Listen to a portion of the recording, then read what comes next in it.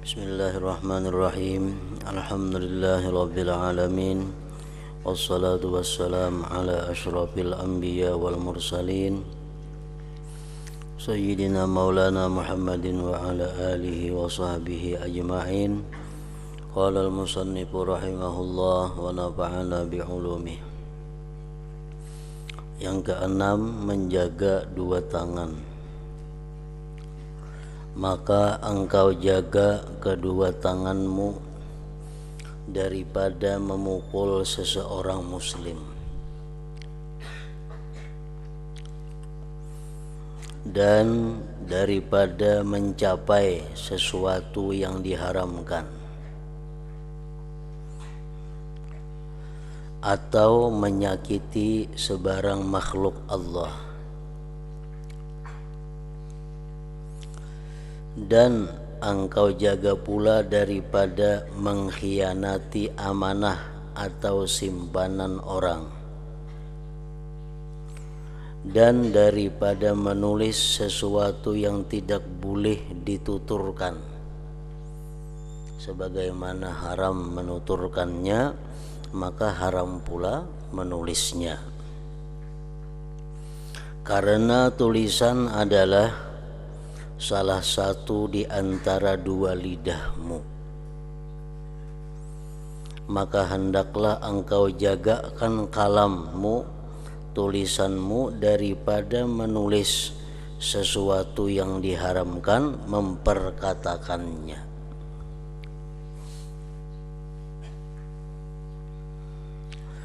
Yang ketujuh, menjaga dua kaki.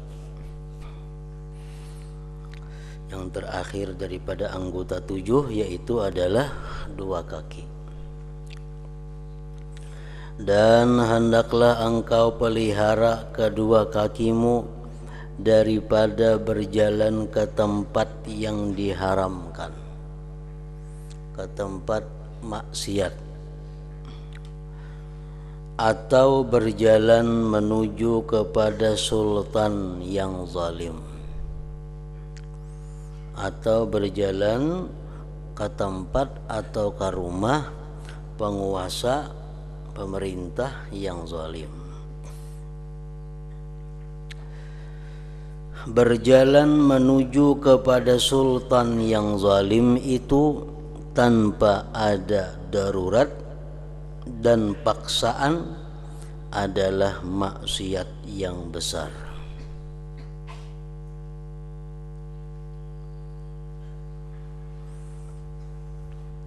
Berjalan ke tempat sultan yang zalim itu dibolehkan untuk sesuatu urusan yang tidak boleh tidak mesti kita lakukan. Nah, kalau berjalan ke tempat orang yang zalim hanya sekedar untuk berilang atau sekedar untuk memenuhi undangan atau saruannya, maka itu adalah satu kemaksiatan yang besar.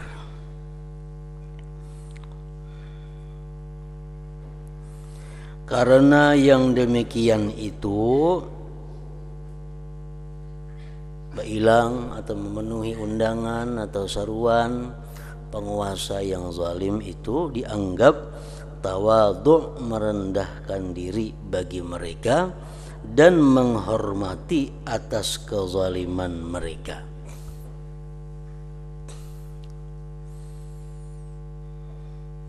Sedangkan Allah menyuruh kita supaya berpaling daripada orang-orang yang zalim.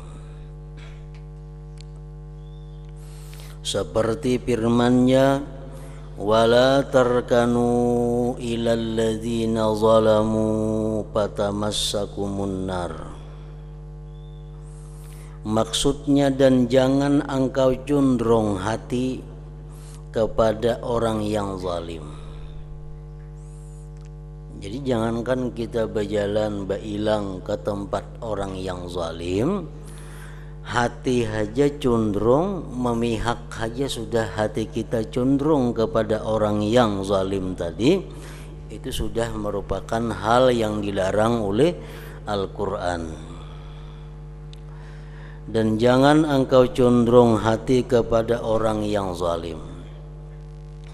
Nanti kamu akan disentuh oleh api neraka. Fatamassakumun nar.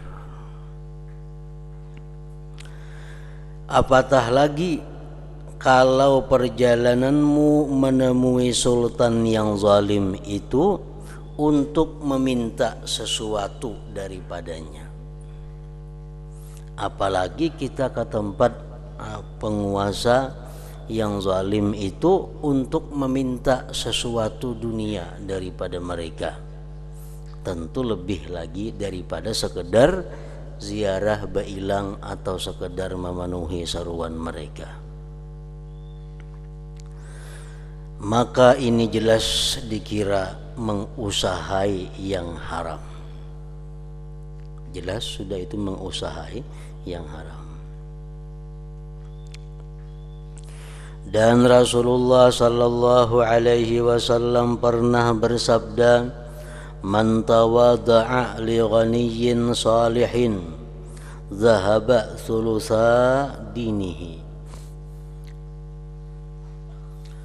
Artinya, siapa yang merendahkan dirinya kepada orang kaya yang saleh karena kekayaannya, maka telah hilanglah 2/3 daripada agamanya yang ada di dalam dirinya. Misal kita kedatangan orang kaya, lalu kita berdiri menyambut kedatangannya, itu termasuk daripada tawadhu li ghaniyin ngarannya. Nah, jadi ini hadis kita cermati, siapa yang merendahkan dirinya kepada orang kaya yang saleh. Ini kaya orangnya, saleh lagi. Kita hormati dia karena kekayaannya, itu sudah menghilangkan roh agama di dalam diri kita 2/3.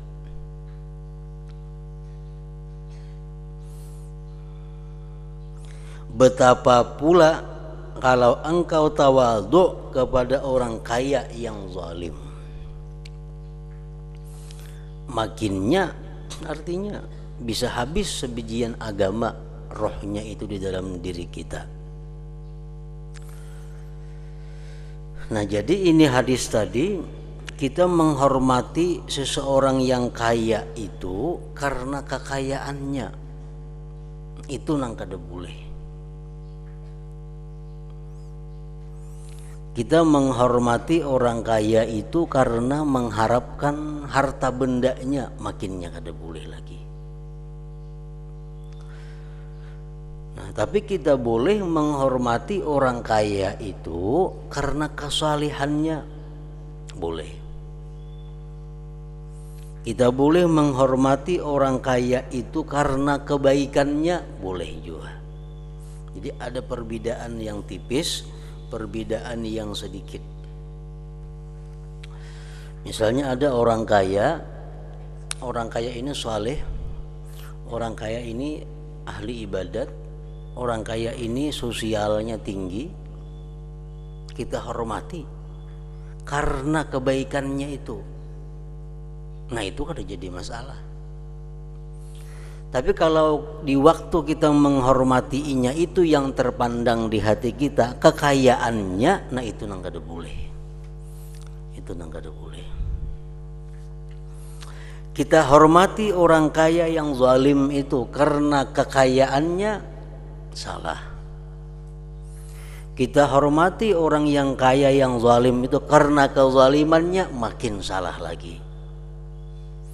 Tapi kalau kita hormati orang kaya yang zalim itu karena takut akan kejahatannya, nah itu boleh. Ini orang kaya ini zalim, bila kada dihormati kita bisa diganggunya. Bila kada dihormati kita bisa kada aman.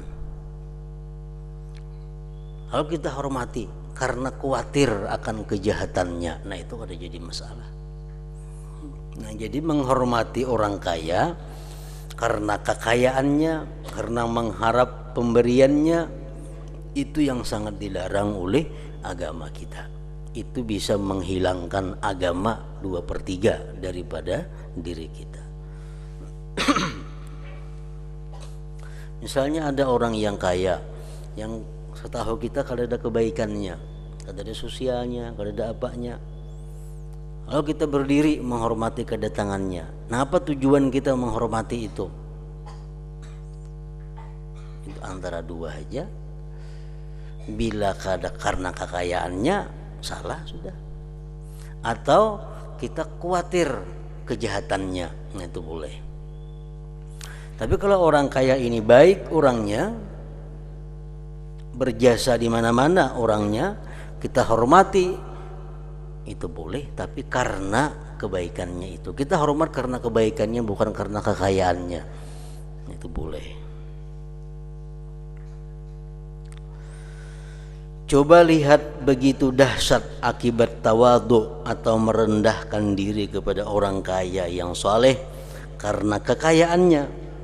Maka betapa pula kalau engkau tawadhu kepada orang kaya yang zalim. Ringkas kata, segala gerak lakumu dengan anggotamu adalah merupakan nikmat daripada nikmat Allah yang diberikannya kepadamu.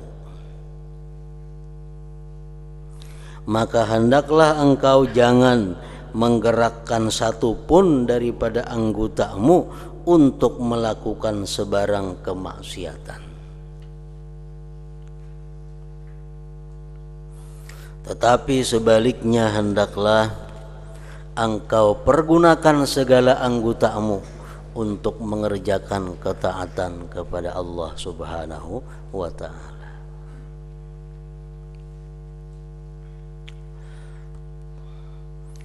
Dan ketahuilah apabila kamu cuai, artinya kada menghiraukan, kada memperdulikan, tangan kemanakah hendak menggunakan tangan, mata kemanakah hendak menggunakan mata, kemana hendak disalurkan, telinga kemana hendak menggunakan digunakan, kada memandang bolehkah, kadakah, kada tahu urusannya.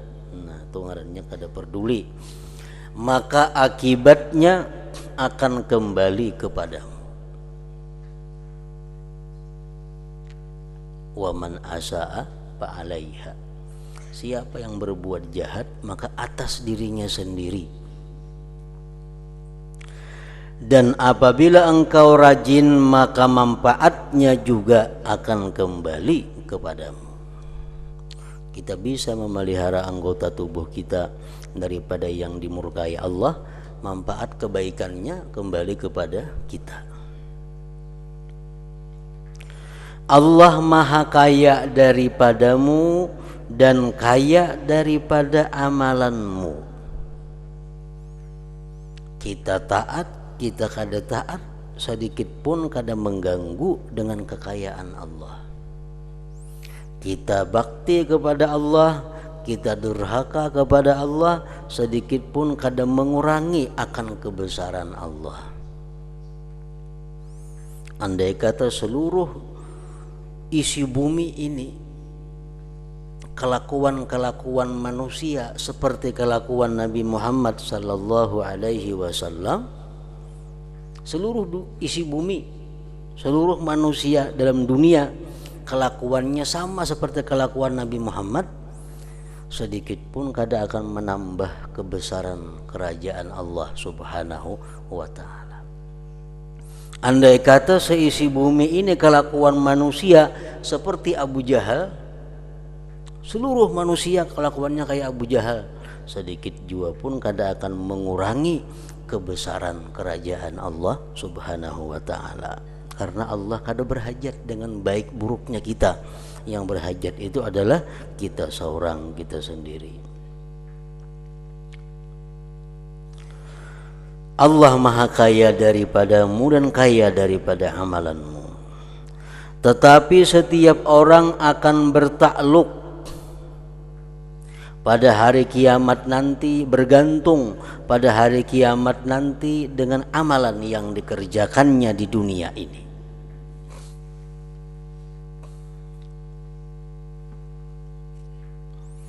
Kita sangat tergantung dengan amalan yang kita perbuat dalam dunia. Maka jangan sekali-kali engkau berkata, Allah itu Tuhan yang maha mulia lagi pengampun, Ia mengampuni dosa-dosa hamba yang berbuat maksiat. Jangan sekali-kali berucap seperti itu. Allah itu maha pengampun, Allah itu kada apa-apa mau kita maksiatkah, taatkah Tuhan itu kada apa-apa. Allah itu maha pengampun, seluruh dosa kita akan diampuni Allah. Kalau kita minta ampun, nah jangan sekali-kali diucapkan macam itu. Allah itu Tuhan yang maha mulia lagi pengampun, Ia mengampuni dosa-dosa hamba yang berbuat maksiat. Jangan sekali-kali berkata seperti itu. Karena ucapan seperti itu adalah ucapan yang benar. Ucapannya bujur, tetapi mempunyai tujuan yang salah, mempunyai maksud yang salah. Allah itu maha pengampun, Allah itu maha kasih, Allah itu maha penyayang lawan kita, Allah maha cinta kepada kita. Wadud, Allah maha berbuat baik kepada kita. Nah, sifat-sifat Allah seperti itu jangan digunakan untuk memberanikan diri kita berbuat maksiat. Itu salah tujuannya. Padahal sifat-sifat seperti itu, Allah pengampun, Allah penyayang, Allah maha menutupi keaiban seseorang, Allah maha pemurah, Allah maha ini. Itu sifat-sifat Allah sebenarnya diucapkan untuk menambah kecintaan kita kepada Allah Subhanahu wa ta'ala. Itu tujuannya. Kita misal di kampung kita ada tutuha kampung, anggaplah pembakal umpamanya. Pembakal itu orangnya pemurah, pembakal itu orangnya pengampun, pembakal itu orangnya pemaaf, pembakal itu orangnya pemberi, pembakal itu orangnya macam-macam. Nah, apakah kita mengetahui sifat-sifat itu lalu kita wani lawan pembakal itu, kita ambillah harta sidin pemurah juga, kita sambati juga sidin karena sidin pengampun juga. Apakah macam tujuannya? Kada macam itu. Orang menerangkan bahwa sidin itu kaini agar kita supaya simpati lawan sidin, supaya kita cinta lawan sidin. Ujung-ujungnya cinta itu adalah sama aja taat, menjunjung kepada perintah orang yang dicintai dan menjauhi larangan orang yang dicintai. Nah, jadi ucapan-ucapan seperti tadi kalau tujuannya salah, kada usah diucapkan. Ada hadis yang mengatakan di ujung kitab Ihya Ulumuddin juz pertama tentang istighfar, disebutkan hadis bagaimanapun seorang manusia itu berbuat dosa, kalau dia ingat kepada Allah maka Allah ampuni dosa-dosanya. Nah, kita berbuat dosa, selesai berbuat dosa kita ingat kepada Allah, Allah ampuni dosanya. Nah, hadis itu bukan mendorong kita berani kepada Allah, bukan hadis itu untuk membuat kita maksiat kepada Allah. Kalau kita ingat lawan Allah, karena bukan itu tujuannya. Tapi hadis itu tujuannya agar hati kita itu bertambah cinta kepada Allah Subhanahu wa ta'ala. Kalau tujuannya membuat kita berani maksiat, membuat kita berani menentang Allah, nah jangan diucapkan itu. Allah itu Tuhan yang maha mulia lagi pengampun, Ia mengampuni dosa-dosa hamba yang berbuat maksiat. Karena ucapan seperti itu adalah ucapan yang benar tetapi mempunyai tujuan yang salah. Tujuan yang salah apa? Apabila kalimat itu membuat kita malas untuk ibadah. Tujuan yang salah kalau kalimat itu menjadi kita wani berbuat maksiat. Itu tujuannya salah.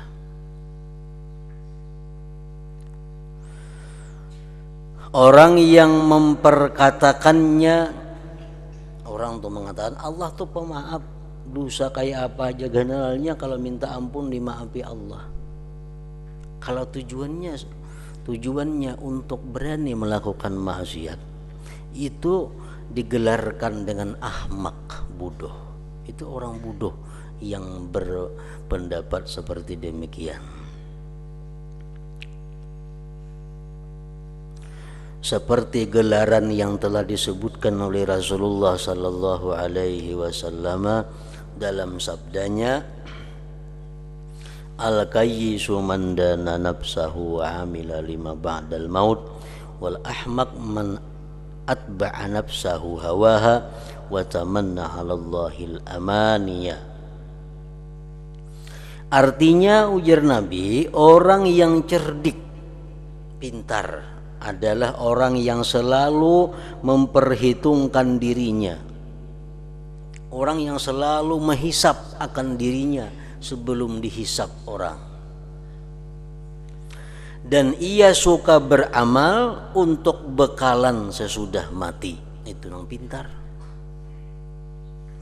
Sedangkan orang yang ahmak, bodoh, ialah orang yang selalu mengikutkan hawa nafsunya dan hanya banyak berangan-angan kepada Allah Ta'ala, berangan-angan untuk mendapatkan kebahagiaan di akhirat dan pengampunan, tetapi ia tidak mau beramal atau bertobat. Allah tuh pengampun aja dosa kita, tapi kadang mau bertobat. Nah, itu Nabi mengatakan orang ahmak, orang bodoh, orang yang berharap masuk surga hari kiamat, mengharapkan dapat kenikmatan Allah di akhirat, tapi kadang mau beribadah. Nabi mengatakan ahmak itu orang.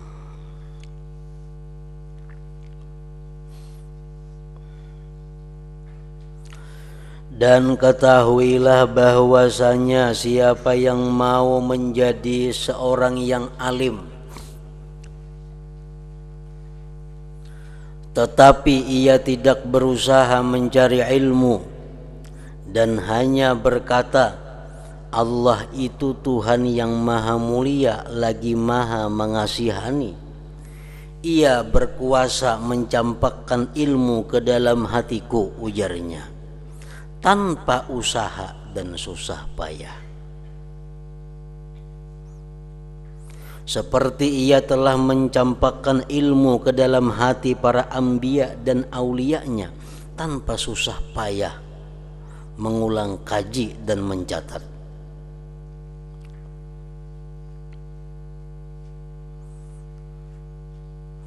Kada perlu gin menuntut ilmu agama. Tuhan hendak memberi aku ilmu, bisa karena Tuhan memberi ilmu. Tuhan tuh maha pemurah, Tuhan tuh maha pemberi. Itu pun nabi-nabi dahulu ada di nama ngajinya atau dengar gigi nabi. Nah, jadi kada usah bersusah payah menuntut ilmu, mengaji, menghafal. Sama halnya dengan orang yang berpendapat bahwa Allah itu maha pengampun, maha menerima, maha mengampuni segala dosa. Allah itu maha pemurah, kada usahakin tobat, kada usahakin beribadah. Nah, kayaknya kayak apa hasilnya?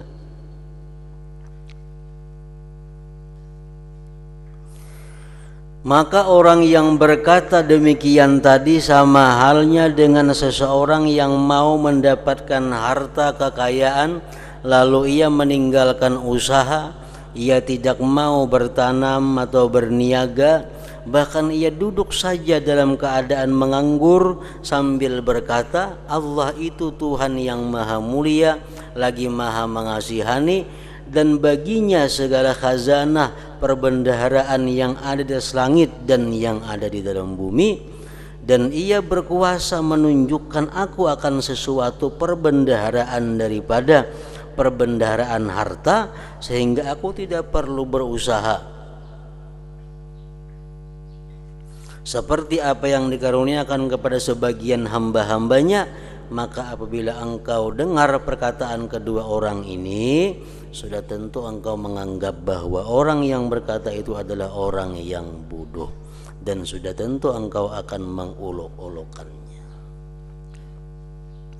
Muka ada perlu himat bejari menganggur gin monton hendak maandaki aku harta, datang hari ini betuyuk harta guguran di langit emas intan berlian.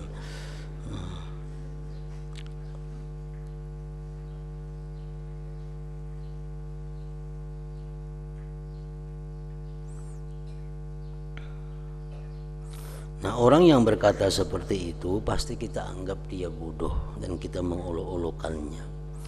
Meskipun apa yang mereka sifatkan tentang kemurahan dan kekuasaan Allah Ta'ala itu adalah sesuatu yang benar.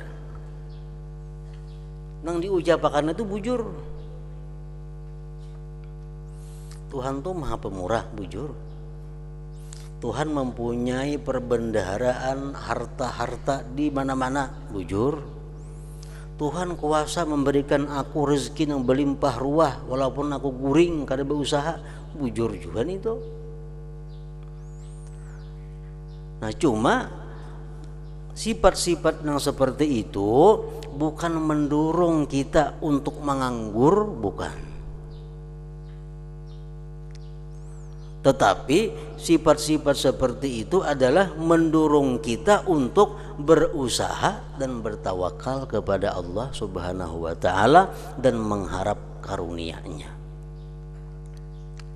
Nah, kita bekerja, kita berusaha mengharapkan karunia Allah, bertawakal kepada Allah, itu tujuannya daripada sifat-sifat Allah yang disebut tadi. Bukan tujuannya untuk supaya kita menganggur kada berusaha, bukan itu.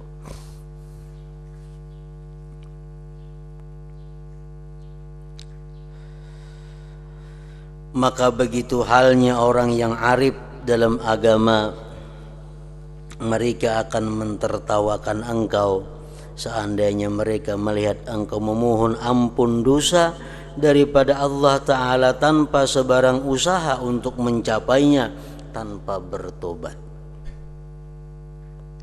Allah Maha Pengampun, Allah bisa aja mengampuni aku dosa, tapi kita kada bertobat, kita akan ditertawakan oleh orang yang arif dalam agama.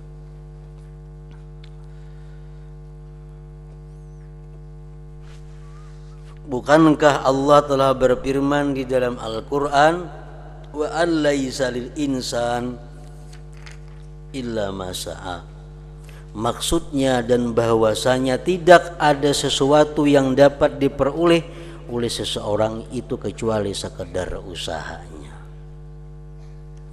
Dan Allah Ta'ala berfirman lagi, innama tujzauna ma kuntum ta'malun. Maksudnya hanya saja kamu akan dibalas oleh Allah mengikut apa yang kamu lakukan. Dan firman-Nya lagi, innal abrara lafi na'im wa innal fujjar lafi jahim. Maksudnya sesungguhnya orang yang baik akan dimasukkan ke dalam surga dan orang-orang yang jahat akan dimasukkan ke dalam neraka.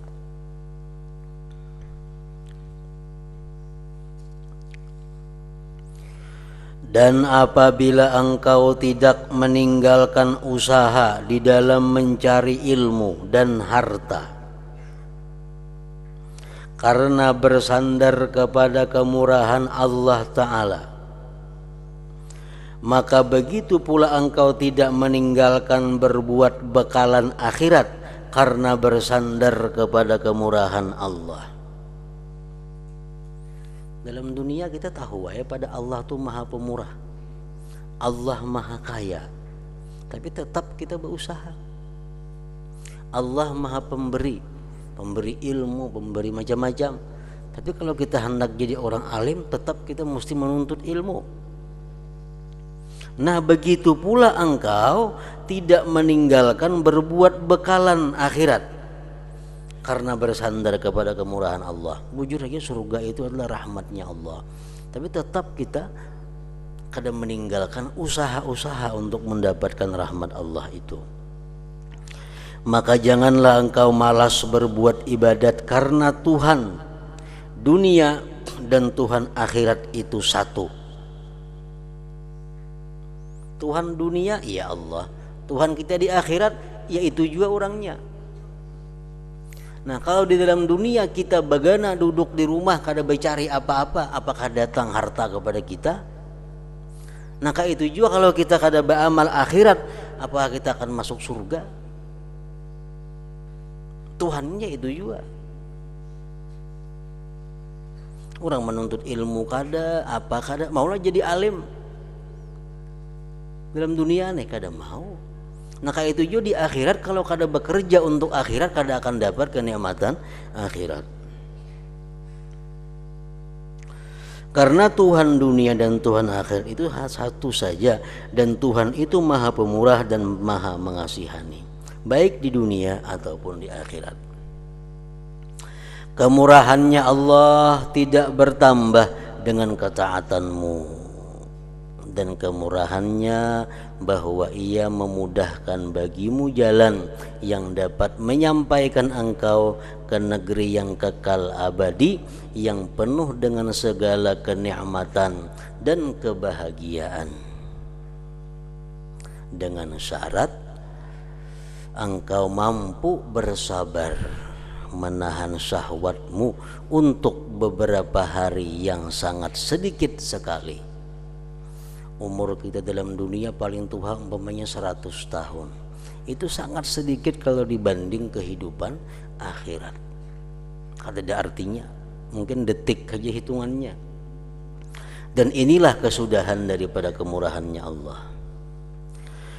Maka janganlah engkau berbisik di dalam dirimu dengan lamunan dan angan-angan yang kosong, dan hendaklah engkau mencontohi kesungguhan orang-orang yang mempunyai kepandaian daripada para anbiya dan salihin.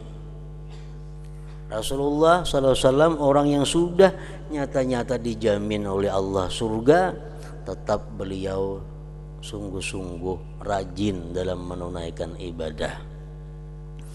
Rasulullah orang yang sudah dijamin kada punya dosa, tapi tetap beliau melakukan istighfar, minta ampun kepada Allah minimal 70 sampai 100 kali sehari. Nah, itu yang dicontoh artinya. Maka jangan engkau mengharap menuai buah yang tidak engkau tanam. Maulah. Maka jangan engkau mengharap menuai buah yang tidak engkau tanam. Dan mudah-mudahan Allah memberikan cucuran rahmat dan keampunannya kepada orang yang rajin berpuasa, sembahyang, berjihad, dan bertakwa.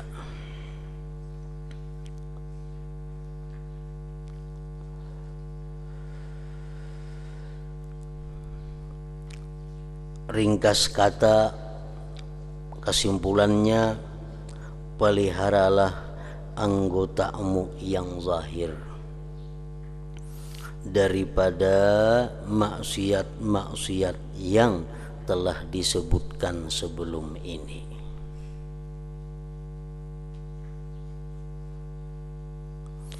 Dan ketahuilah bahwa perbuatan anggotamu yang zahir ini hanyalah timbul dari arahan yang datang dari dalam hatimu.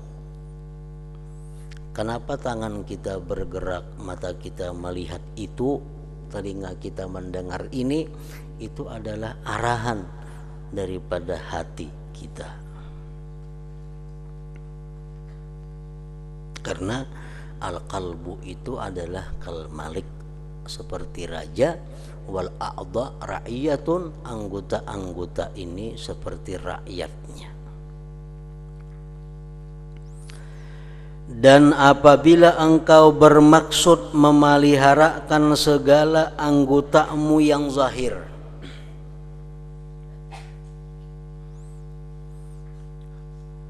maka mulailah perbaikan itu dengan membersihkan hatimu. Orang nang katuju menggibah, menyambati orang, itu maksiat zahir dari mulutnya. Tapi itu maksiat zahir dari mulutnya adalah bermula timbul arahan daripada hati yang kotor. Kawakah kita mengurangi atau mengampihi gibah itu? Kada kawa kalau kita kada mengetahui sebab dari mana datangnya si gibah itu. Gibah itu kita ambil contoh gibah bisa datang umpamanya dari sifat kesombongan. Orang yang sombong itu mudah menggibah orang. Nah, untuk menghilangkan gibah itu mesti diobati kesombongannya itu, karena itulah akarnya sebab kita menggibah tadi. Jadi semuaan perbuatan maksiat yang zahir itu bertalian dengan hati yang kotor. Ghibah itu bisa datang daripada hati yang hasad, dengki. Nah, kita dengki lawan si fulan itu nah. Lalu mulut kita sangat mudah untuk menggibahnya, memfitnahnya, mengada-adanya. Nah, menghilangkan ghibah itu kada akan bisa kalau kita kada menghilangkan hasad yang ada di dalam hati itu. Karena mulut ini adalah rakyatnya hati. Mulut anggota zahir, rakyatnya hati. Maka mulakanlah perbaikan itu dengan membersihkan anggotamu, membersihkan hatimu, dan inilah yang dinamakan dengan takwa batin ngarannya. Takwa hati.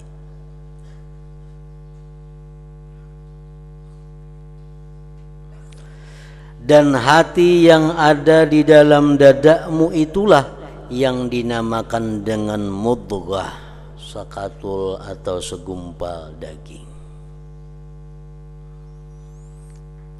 Apabila baik daging itu, maka baiklah seluruh tubuh.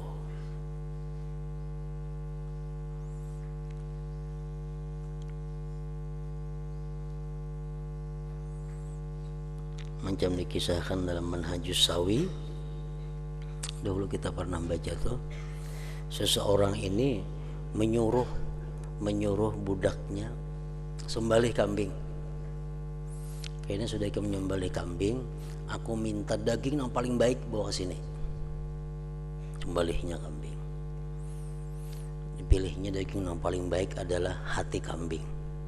Nah tuan, ini daging yang paling baik. Bisa.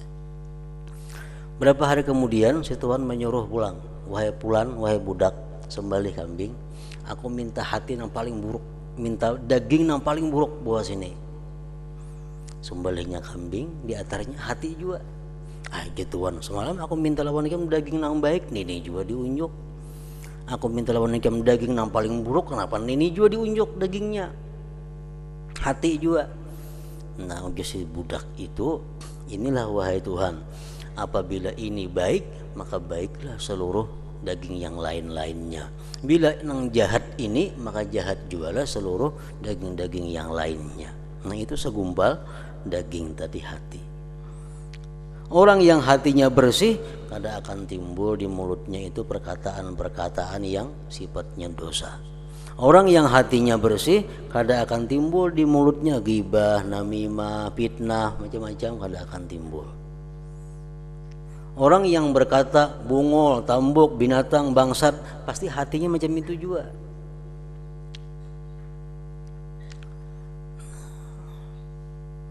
Orang yang berkata bungol, ikam ini bangsat, nah, inya badahulu sudah bangsat badahulu tak keluar jadinya.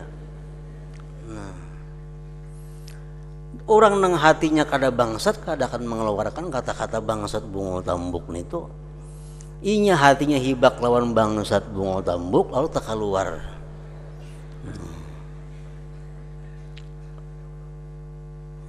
Itu ucapan-ucapan laknat, ucapan-ucapan kutukan. Ujar Nabi, ana laisa bila'an, aku bukan orang yang suka mengutuk.